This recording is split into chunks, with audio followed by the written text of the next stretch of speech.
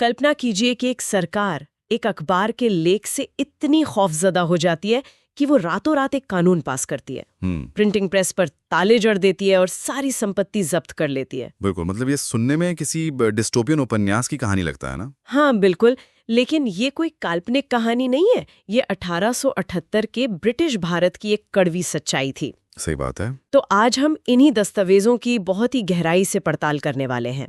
लेकिन चर्चा शुरू करने से पहले वीडियो को लाइक और सब्सक्राइब जरूर करें। और हाँ, वीआईपी विवेक सर के साथ डेली वीडियो की पीडीएफ और बेस्ट नोट्स हमारे पेड टेलीग्राम ग्रुप में मौजूद हैं। बिल्कुल। तो केवल 100 रुपए का छोटा सा पेमेंट करके हमारे टेलीग्राम ग्रुप से हमेशा के लिए जुड़ सकते हैं। लिंक कमेंट में पिन है, स्क्रीनशॉट जरूर भेजें। तो चलिए वापस आते हैं अपने विषय पर। हाँ, तो आज के जो हमारे ऐतिहासिक नोट्स हैं, जो खासकर यूपीटीईटी और एमपीटीईटी 2026 के लिए तैयार किए गए हैं, वो हमें 1878 से 1947 तक के सफर पर ले जाते हैं। एग्जैक्टली। और हमारा मकसद सिर्फ कुछ संधियों और तारीखों की उबाऊ सूची को रटना नहीं है। बिल्कुल नहीं। हम ये समझने वाले हैं कि ये एक शतरंज की बिसात जैसी कैसे थी, जहां एक तरफ साम्राज्य दमनकारी नीतियां ला रहा था और दूसरी तरफ एक पूरा राष्ट्र हर वार का अचूक पलटवार करना सीख रहा था। Okay, let's unpack this. अगर इस पूरी समयावधि को देखें ना, तो ये दरअसल मानव मनोविज्ञान और सत्ता के बीच के टकराव को समझने जैसा है। सही कहा। जो ऐतिहासिक टाइमलाइन हमारे पास है, उसका मकसद केवल घटनाओं को गिनना नहीं है। असली चुनौती ये समझना है कि नीतियां कैसे काम करती थीं, उन्होंने आम भारतीयों के जीवन को कैसे तबाह किया और कैसे उस तबाही ने एक बिखरे हुए समाज को एकजुट कर दिया। बिल्कुल, आजादी मांगने पर मजबूर कर दिया। ये क्रिया और प्रतिक्रिया की एक बहुत ही जटिल श्रृंखला है। ठीक है, तो चलिए इसकी परतें खोलते हैं। मुझे ये बताइए कि आजादी की इस व्यवस्थित लड़ाई की आखिर नौबत क्यों आई? अच्छा सवाल है। हमारे स्रोत बताते हैं कि कहानी का पहला बड़ा मोड़ ना 1878 में आता है। 1878? हाँ, देखिए, ब्रिटिश शासन के मन में 1857 की क्रांति का डर अभी भी गहराई तक बसा हुआ था। मतलब वो डरे हुए थे कि कहीं फिर से बगावत ना हो जाए। एग्जैक्टली। और इसी डर के कारण लॉर्ड लिटन 1878 का आर्म्स एक्ट लेकर आते हैं। ओह, आर्म्स एक्ट। हाँ, इस कानून ने भारतीयों के हथियार रखने पर पूर्ण प्रतिबंध लगा दिया। इसका मैकेनिज्म बहुत सीधा था। बिना हथियारों के कोई विद्रोह संभव है ही नहीं। बहुत चालाकी से किया गया। और उसी साल वर्नाक्युलर प्रेस एक्ट भी लाया गया, वही जिसके बारे में हमने शुरू में बात की थी। बिल्कुल। और इसका तंत्र और भी ज्यादा खतरनाक था, क्योंकि इसने केवल भारतीय क्षेत्रीय भाषाओं के अखबारों पर पाबंदी लगाई। अंग्रेजी अखबारों को पूरी छूट थी। मतलब ये तो सीधे सीधे आवाज दबाने वाली बात हो गई। हाँ, अंग्रेजों की रणनीति इस बात पर टिकी थी कि जन जागरूकता को कैसे रोका जाए। वो अच्छी तरह जानते थे कि क्षेत्रीय भाषाएं ही वो माध्यम हैं जिनसे राष्ट्रवाद का संदेश पहुंच रहा था। सही बात है। लेकिन इन दमनकारी नीतियों में सबसे बड़ा वैचारिक भूकंप ना 1883 के इल्बर्ट बिल विवाद के दौरान आया। इल्बर्ट बिल, ये वही था ना जिसमें न्याय प्रणाली के नस्लीय भेदभाव को खत्म करने की बात थी। एग्जैक्टली। इसमें यह प्रस्ताव था कि भारतीय जज भी यूरोपीय लोगों के मुकदमों की सुनवाई कर सकते हैं। अच्छा, तो फिर दिक्कत क्या हुई? दिक्कत ये हुई कि भारत में रह रहे यूरोपीय चाय बागान मालिकों और व्यापारियों ने इस कदर विद्रोह किया कि ब्रिटिश सरकार को झुकना पड़ा। हाँ, उन्हें झुकना पड़ा और ये बिल वापस ले लिया गया। मतलब इस घटना ने एक बात पूरी तरह से साफ कर दी कि न्याय के तराजू में भारतीय और यूरोपीय कभी बराबर नहीं हो सकते। बिल्कुल। अगर मैं दादा भाई नौरोजी के धन निष्कासन के सिद्धांत या जिसे वेल्थ ड्रेन थियरी कहते हैं उसे देखूं तो ये स्थिति बिल्कुल एक आधुनिक कॉर्पोरेट टेकओवर जैसी लगती है। वो कैसे? मतलब कल्पना कीजिए कि एक विशाल मल्टीनेशनल कंपनी किसी छोटी कंपनी को खरीद लेती है और फिर वो उस छोटी कंपनी से सारा मुनाफा, प्रशासनिक शुल्क या सुरक्षा खर्च के नाम पर अपनी मूल कंपनी को भेज देती है। अरे वाह, ये तुलना बहुत सटीक है। और किराएदार के फ्रिज से खाना भी चुरा रही है ना? और किराएदार शिकायत करे तो मुंह पे ताला लगा देती है, वर्नैक्युलर प्रेस एक्ट की तरह। बिल्कुल। नौरोजी ने अपनी ऐतिहासिक पुस्तक poverty and un British rule in India में यही तर्क दिया था। और ये टीईटी परीक्षा का पिछले वर्ष का प्रश्न है, यानी PYQ भी है ना? हाँ, बिल्कुल।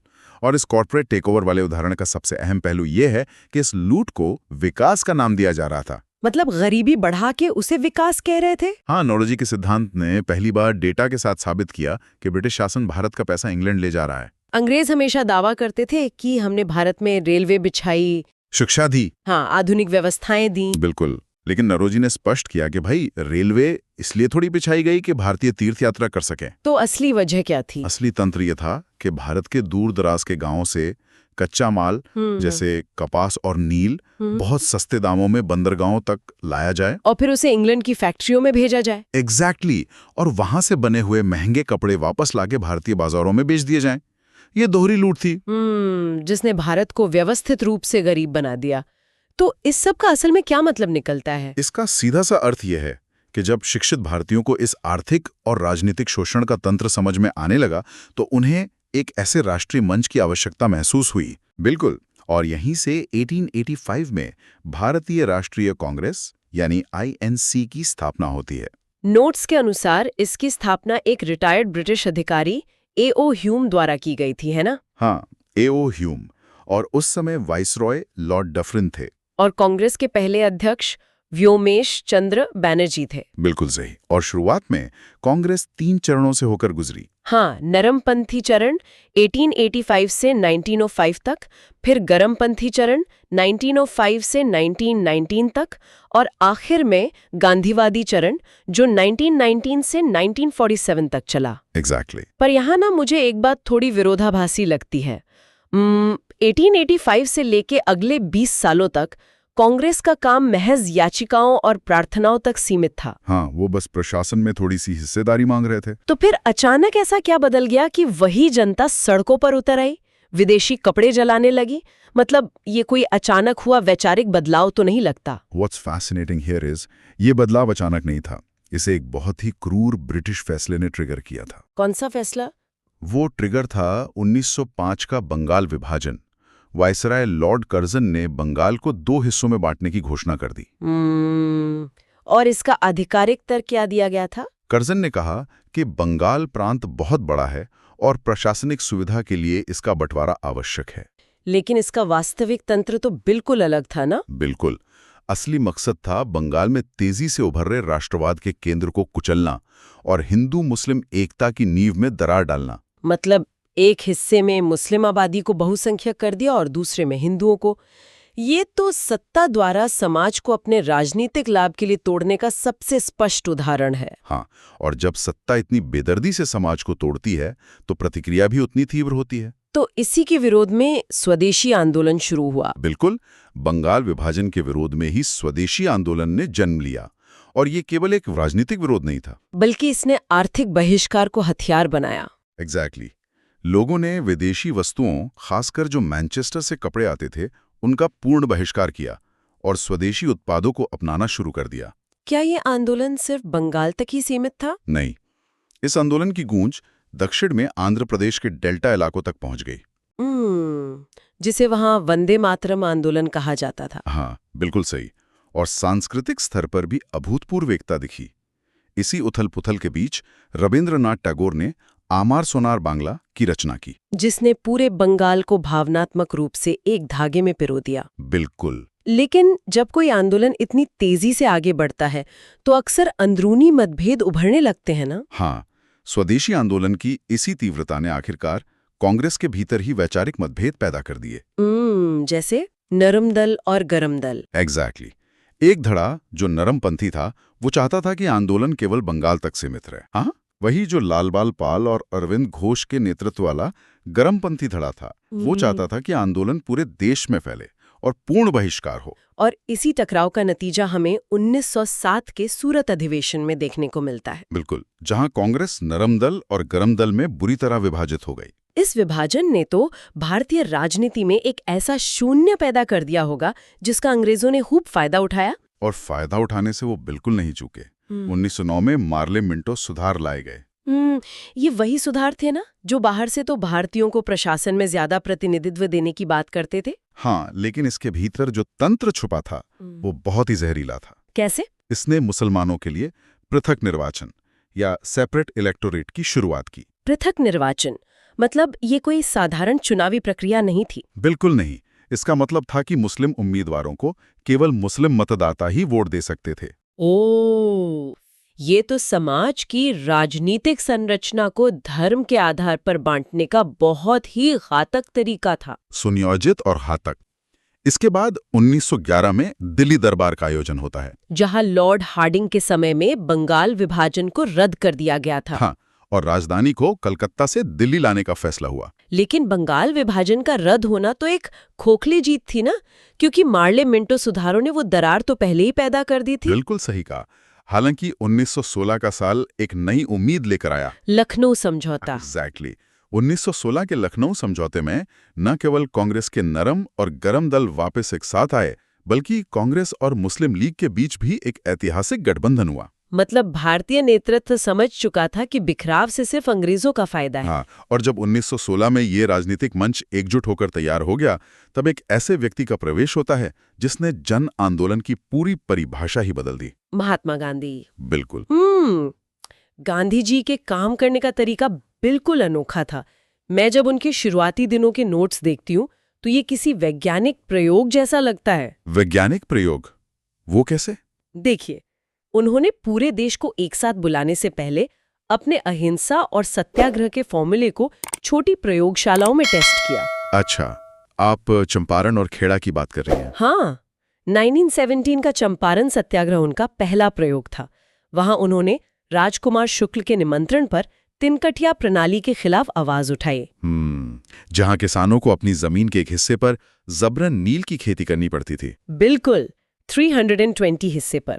और ये उनकी पहली सविनय अवज्ञा थी, और इसी के बाद उन्हें महात्मा की उपाधि मिली थी। सही बात है। इसके बाद 1918 में अहमदाबाद मिल हड़ताल हुई, जहां उन्होंने प्लेग बोनस के लिए अपनी पहली भूख हड़ताल की। और फिर उसी साल खेड़ा सत्याग्रह हुआ, जहां अकाल के बावजूद लगान वसूली के खिलाफ पहला असहयोग आजमाया गया। और पता है, इन 3 सफल प्रयोगों ने गांधी जी को एक निर्विवाद राष्ट्रीय नेता बना दिया। लेकिन जाहिर है ब्रिटिश शासन को ये उभरती हुई ताकत बर्दाश्त नहीं थी। बिल्कुल नहीं। 1919 में जब प्रथम विश्व युद्ध समाप्त हुआ तो भारतीयों को उम्मीद थी कि कुछ सुधार होंगे, पर इसके बजाय अंग्रेजों ने मार्च 1919 में रॉलेट एक्ट पारित कर दिया। हाँ, और इस कानून का तंत्र न्याय के हर मूलभूत सिद्धांत के खिलाफ था। इसे बिना वकील, बिना अपील, बिना दलील का कानून कहा गया था ना। एग्जैक्टली, जिसके तहत किसी भी भारतीय को महज संदेह के आधार पर 2 साल के लिए जेल में डाला जा सकता था। और इसी काले कानून का विरोध पूरे देश में हो रहा था। 10 अप्रैल 1919 को पंजाब के प्रमुख नेता डॉक्टर सैफुद्दीन किचलू और डॉक्टर सत्यपाल को गिरफ्तार कर लिया गया। और उसी गिरफ्तारी के विरोध में 13 अप्रैल 1919 को अमृतसर के जलियांवाला बाग में बैसाखी के दिन एक शांतिपूर्ण जनसभा बुलाई गई। और ये भी TAT का PYQ है। और वहां जो हुआ वो भारत के इतिहास का सबसे काला दिन था। बिल्कुल, जनरल डायर ने उस बाग के एकमात्र निकास द्वार को बंद कर दिया और निहत्थी शांतिपूर्ण भीड़ पर तब तक गोलियां चलवाईं जब तक कि गोलियां खत्म नहीं हो गई।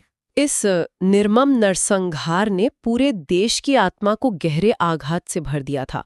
रविंद्रनाथ टैगोर ने तो क्षुब्ध होकर अपनी नाइटहुड की उपाधि ही अंग्रेजों को वापस लौटा दी थी। जलियांवाला बाग ने साबित कर दिया कि ब्रिटिश शासन किस हद तक क्रूर हो सकता है, और इसी आक्रोश ने 1 अगस्त 1920 को असहयोग आंदोलन को जन्म दिया, जिसे खिलाफत आंदोलन का भी साथ मिला था। हाँ, पहली बार भारत में एक ऐसा आंदोलन हुआ जिसने समाज के हर वर्ग को छू लिया। इसका तरीका था ब्रिटिश शासन का हर स्तर पर बहिष्कार करना। मतलब स्कूल, अदालतें, विदेशी कपड़े, सब कुछ। घर घर में चरखा काता जाने लगा। यह आंदोलन सफलताओं के बिल्कुल चरम पर था।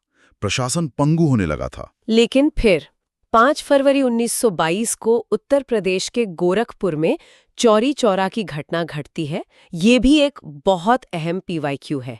हाँ, चौरी चौरा कांड। पुलिस के लाठीचार्ज से गुस्साए प्रदर्शनकारियों ने एक पुलिस थाने में आग लगा दी, जिसमें 22 पुलिसकर्मी जिंदा जल गए। और इसी एक हिंसक घटना के कारण 12 फरवरी 1922 को गांधी जी ने पूरे असहयोग आंदोलन को अचानक स्थगित कर दिया। बिल्कुल। अब यहाँ एक बहुत बड़ा सवाल खड़ा होता है। जब असहयोग आंदोलन पूरे देश में आग की तरह फैल चुका था, अंग्रेजी हुकूमत की नींव हिल रही थी, तो देश के किसी एक कोने में हुई एक घटना के आधार पर पूरे आंदोलन को वापस लेना क्या एक बहुत बड़ी रणनीतिक भूल नहीं थी? ये सवाल अक्सर उठता है, लेकिन अगर हम इसे एक बड़ी तस्वीर से जोड़कर देखें ना, तो गांधी जी का संघर्ष विराम संघर्ष सिद्धांत समझ आता है। Struggle truce struggle. एग्जैक्टली ये केवल नैतिकता का सवाल नहीं था, बल्कि एक बहुत ही गहरी रणनीति थी। गांधी जी जानते थे कि निहत्ती जनता हथियारों से लैस एक क्रूर साम्राज्य से हिंसक तरीके से नहीं लड़ सकती। हाँ, ये बात तो है। अगर आंदोलन पूरी तरह हिंसक हो जाता तो ब्रिटिश सरकार को अपनी पूरी सैन्य ताकत का इस्तेमाल करके आंदोलन को बर्बरता से कुचलने का बहाना मिल जाता। अच्छा, मतलब वो क्रूरता को वैध ठहरा देते। बिल्कुल। इसके अलावा एक जन आंदोलन लगातार कई वर्षों तक उच्च तीव्रता पर नहीं चल सकता। जनता को आराम करने और ऊर्जा वापस पाने के लिए विराम की आवश्यकता होती है। ये नजरिया इस फैसले की जटिलता को समझाता है। लेकिन उस समय आंदोलन रुकने से देश में एक भारी निराशा और राजनीतिक शून्य पैदा हो गया था। और उस शून्य को भरने के लिए क्या हुआ? 1923 में CR दास और मोतीलाल नेहरू ने स्वराज पार्टी का गठन किया। सही। उनकी रणनीति आंदोलन करने की नहीं थी, बल्कि चुनाव जीतकर विधानमंडलों के भीतर जाकर अंग्रेजों के काम में रोड़े अटकाने की थी। एग्जैक्टली। इसी बीच ब्रिटिश सरकार ने एक और ऐसा कदम उठाया जिसने भारत की सोई हुई राजनीतिक चेतना को फिर से झकझोर दिया। 1928 का साइमन कमीशन। हाँ, संवैधानिक सुधारों की समीक्षा के लिए साइमन कमीशन भारत आया। इस कमीशन ने पूरे देश में गुस्से की लहर पैदा कर दी। कारण ये नहीं था कि ये कोई सख्त कानून लाया था, बल्कि इसका गठन ही कारण था ना। बिल्कुल। इस 7 सदस्यीय आयोग में एक भी भारतीय नहीं था। भारतीयों के लिए ये बहुत बड़ा अपमान था कि उनके देश के भविष्य का फैसला करने के लिए एक ऐसा आयोग आ रहा है जिसमें उनकी कोई आवाज ही नहीं है। और इसीलिए साइमन गो बैक के नारों से पूरा देश गूंज उठा और इसी का विरोध करते हुए लाहौर में हुए लाठीचार्ज में लाला लाजपत राय की जान चली गई। साथ ही 1928 में जिन्ना का 14 सूत्रीय फॉर्मूला भी तो आया था, जिसमें मुसलमानों के लिए अलग निर्वाचन क्षेत्र की मांग थी। हाँ, वो भी एक समानांतर घटनाक्रम था। तो साइमन कमीशन के इस बहिष्कार ने भारतीय नेतृत्व को एक स्पष्ट संदेश दे दिया। मतलब ये समझ आ गया कि गोलमेज पर एक कुर्सी मांगने का समय बीत चुका है। अब उन्हें अपनी खुद की मेज चाहिए थी। बिल्कुल। और यही वो वैचारिक बदलाव था जो 1929 के ऐतिहासिक लाहौर अधिवेशन में एक विस्फोट की तरह सामने आया। जहां पंडित जवाहरलाल नेहरू की अध्यक्षता में कांग्रेस ने पहली बार डोमिनियन स्टेटस की मांग को पूरी तरह से ठुकरा दिया और पूर्ण स्वराज यानी कंप्लीट इंडिपेंडेंस का प्रस्ताव पारित किया। बिल्कुल। रावी नदी के तट पर तिरंगा फहराया गया और 26 जनवरी 1930 को प्रतीकात्मक स्वतंत्रता दिवस घोषित किया गया। और यही कारण है कि 1950 में हमारा संविधान 26 जनवरी को लागू हुआ। एग्जैक्टली। अब पूर्ण स्वराज कोई साधारण नारा नहीं था, ये ब्रिटिश साम्राज्य को सीधी चुनौती थी। और इस चुनौती को जमीनी हकीकत में बदलने के लिए 1930 में सविनय अवज्ञा आंदोलन की शुरुआत हुई, जिसका सबसे प्रमुख हिस्सा था दांडी मार्च। हाँ, 12 मार्च 1930 को गांधी जी ने साबरमती आश्रम से अपने 79 अनुयायियों के साथ ये पद यात्रा शुरू की। और 24 दिनों तक चलने वाली इस यात्रा में हर दिन हजारों लोग जुड़ते गए। 6 अप्रैल को दांडी पहुंचकर गांधी जी ने समुद्र के पानी से नमक बनाकर नमक कानून तोड़ा। बिल्कुल। मतलब पूरे ब्रिटिश साम्राज्य के खिलाफ विद्रोह करने के लिए नमक जैसी साधारण चीज को चुनना एक बहुत ही शानदार रणनीति थी। बहुत बड़ी रणनीति, क्योंकि नमक पर ब्रिटिश सरकार का एकाधिकार था और इस पर लगने वाला कर हर गरीब भारतीय को प्रभावित करता था। दांडी मार्च ने तो दुनिया भर की मीडिया का ध्यान अपनी ओर खींचा। ब्रिटिश हुकूमत रक्षात्मक मुद्रा में आ गई थी। हाँ, और इसके बाद 1931 में गांधी इरविन समझौता हुआ, जिसे दिल्ली समझौता भी कहते हैं, जिसके तहत आंदोलन स्थगित किया गया। और गोलमेज सम्मेलन भी हुए ना? हाँ, कांग्रेस ने केवल 1931 के द्वितीय गोलमेज सम्मेलन में भाग लिया, जो अंततः विफल ही रहा। और इन विफलताओं के बाद हम स्वतंत्रता संग्राम के अंतिम और सबसे निर्णायक चरण में प्रवेश करते हैं। बिल्कुल।